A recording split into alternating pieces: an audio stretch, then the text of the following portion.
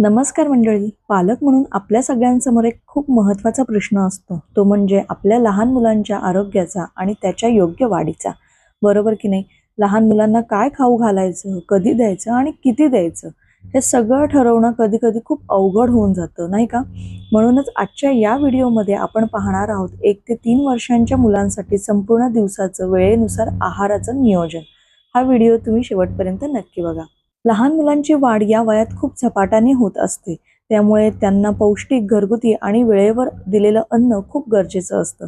सकाळी उठल्यानंतर लगेचच दुधामध्ये लायांचं पीठ किंवा नाचणीचं सत्व घालून देणं हा एक उत्तम पर्याय आहे. हे पदार्थ हलके असतात, पचायला सुद्धा सहज पचतात आणि शरीरासाठी अगदीच फायदेशीर सुद्धा आहेत.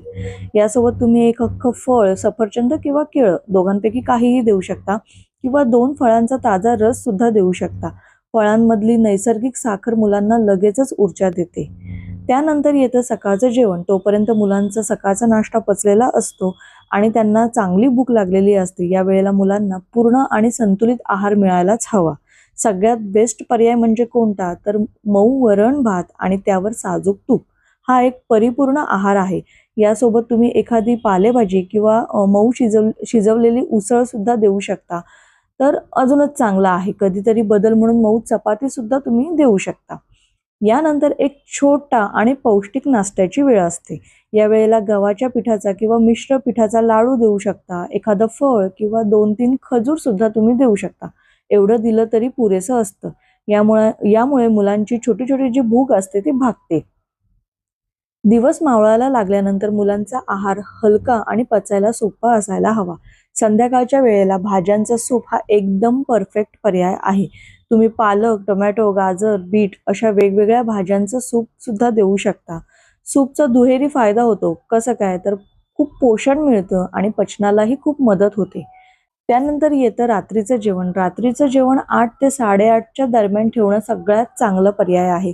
कारण झोपण्याच्या किमान 1.5 ते 2 तास आधी जेवण झालं तर ते व्यवस्थित पचतं सुद्धा आणि मुलांना शांत झोप सुद्धा लागते. त्यानंतर रात्री झोपण्याच्या आधी म्हणजे अर्धा तास आधी तुम्ही मुलांना कोमट हळदीचं दूध देणं अतिशय फायदेशीर ठरतं. यामुळे काय होतं, दुधामधील कॅल्शियममुळे मुलांच्या हाडांची वाढ चांगली होते आणि मुलांना झोप सुद्धा अगदी शांत लागते.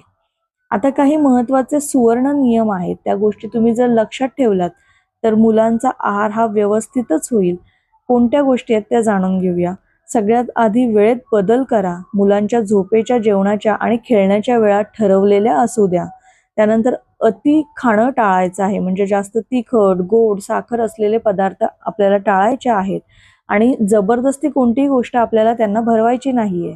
त्यानंतर कुठलाही नवीन पदार्थ देताना हळूहळू सुरुवात करायची आहे. म्हणजे थोड्या प्रमाणात आपल्याला ते पदार्थ बाळांना इंट्रोड्यूस करायचे आहेत आणि भुकेनुसार द्यायचं आहे. म्हणजे मुलांना जबरदस्तीने कोणताही पदार्थ खाऊ घालायचे नाहीये. त्यांना भूक असेल तर ते नक्कीच त्या गोष्टी खातात.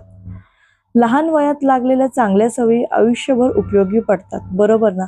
योग्य वेळ, योग्य आहार आणि भरपूर प्रेम हेच लहान मुलांच्या आरोग्याचं खरं गणित आहे असं आपण म्हणू शकतो.